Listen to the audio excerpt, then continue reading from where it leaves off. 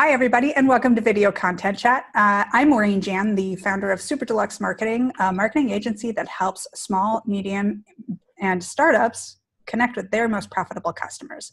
I am here with the lovely Erica Heald. Erica, tell everybody a little bit about yourself. Hey everyone, I'm Erica Heald, and I'm the founder of Erica Heald Consulting.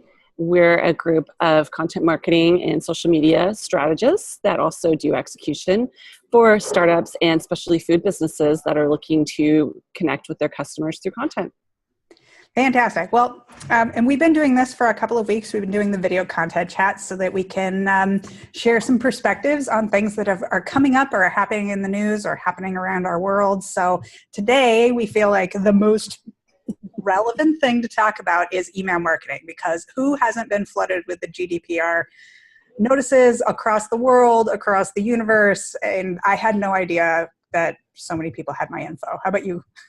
Oh my goodness. Every time I'm opening my email box and seeing somebody news privacy policy, my first thought is, who are these people and why do they have my email address? Because they're not places where I've opted in. So I certainly hope that part of their sending out this new policy is that they're also going to unsubscribe me, which I'm pretty sure they didn't, because none of these emails say that.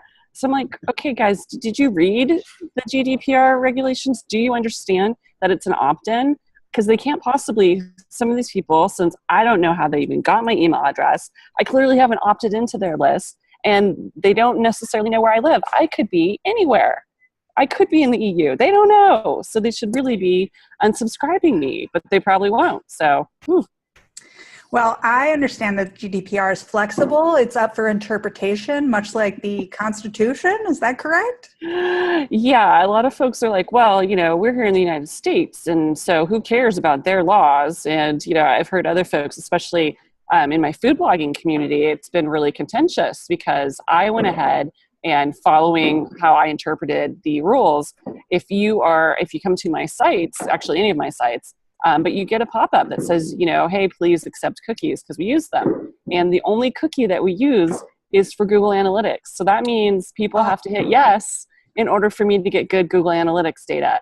And that kind of started a firestorm in a conversation I was in, because they're like, what do you mean? They're like, they thought you shouldn't have to do that. Can't you geo-target and this and that? I'm like, look, right now it's the EU with these standards to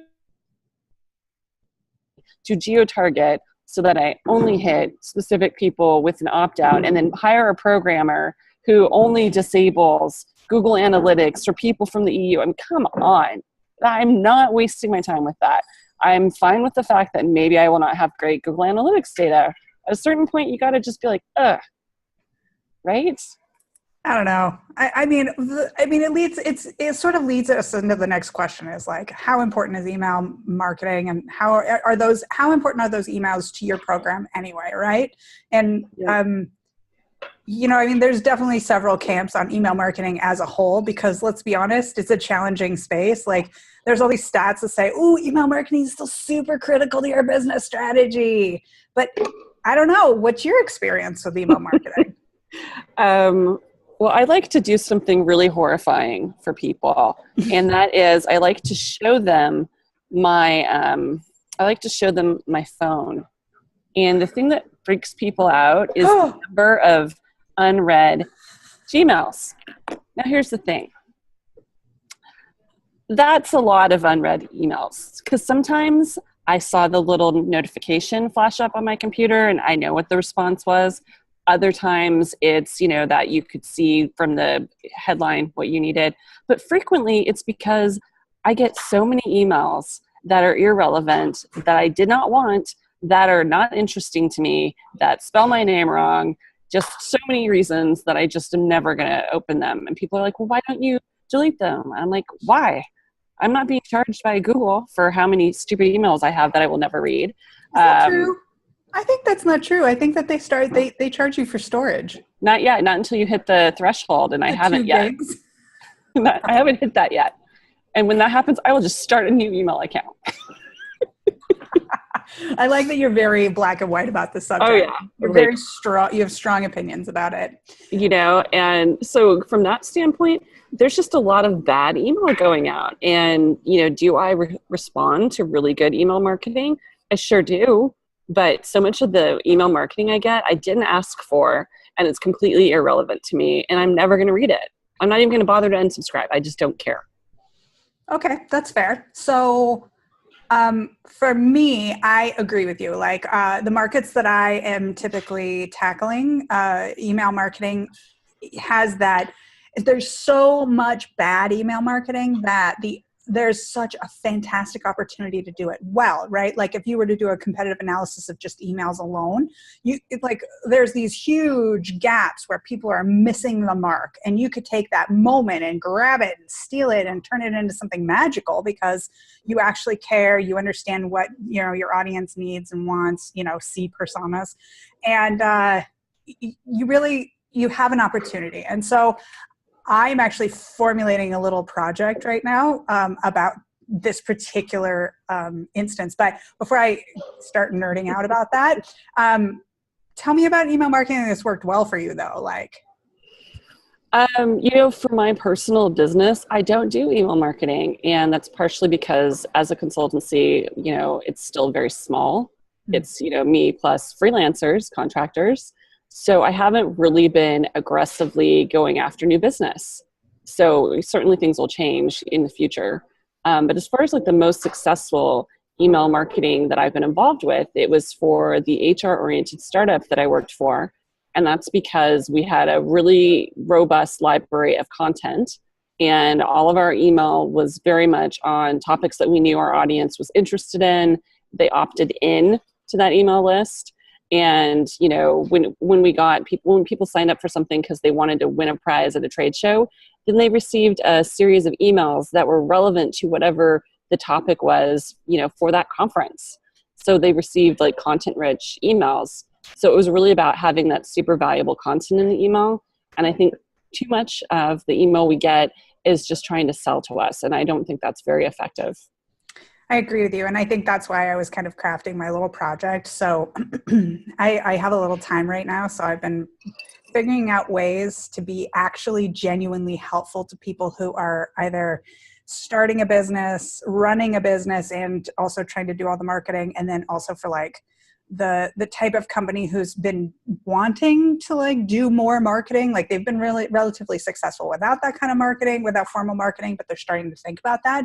So I've been trying to come up with a list of things that are genuinely helpful to them. And so I'm starting this email program called One Tip Wonders. And it's one thing that would be helpful. And there's more information about it. So we can take you to the blog, but that's not what it's for. It's literally so that you get one piece of information in your inbox every day or every week that helps them do their jobs better, right? And that's the goal. It's not about driving them to the website, although that would be great. It's about building trust with them, attaching our brand with trust and usefulness. And so that's been a fun project. And I'm really excited about it. So I love that. And I mean, I'm a big fan of sending emails that are helpful. And I'd say, on my food blog, we actually have a subscription, and it allows you just to sign up and you get the posts in email. And what I found is every Friday I do something called FODMAP Friday, which has a listing of low FODMAP diet, which is IBS friendly recipes. And it sends you out, the post. And so it's got links to other things. And it almost always causes people to click through to the website, because I notice that as soon as I hit publish, I'm getting those folks responding from the automatic email. So I do some email marketing, but it's, you know exactly what you're getting. You opted in for exactly what you're seeing. There's no surprises. Yeah. And I think another pitfall of email marketing is that people are not using enough animated GIFs, because those things are amazing. Yes, I agree. And when I get a sales pitch email and it has a cat animated GIF, I actually open that email, and I'm excited about it and I read it. And even if I'm not interested, I actually reply. And I don't reply to a lot of those emails. I actually think that that's an interesting point, because it really, A, they understand their market. B, it's likely that the email copy is also good, right? Because you're not tossing a GIF in an email, like a business email, without some great reason behind it. So another opportunity to take advantage of the market and the market interests and what makes them stop, or what makes you remarkable to them, and that sort of an exchange. So totally. It's doing your homework on your audience. yeah. And when you can actually have a truly personalized email, it's just worth so much more than that blasted email that you're sending out exactly the same to a bunch of people who have no idea who you are. Agreed. Awesome. Well, I think that covers our not so deposing opinions about deposing. Is that even a word? Opposing. There we go. Deposing is something that Mueller might do to you, not you, to someone. I'm a writer. Okay. Well,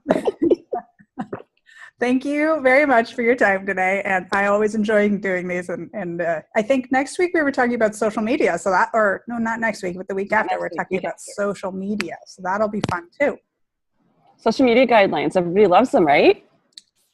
Is that like everybody hates editorial calendars? Because that was my favorite title ever. Yes, that was pretty awesome.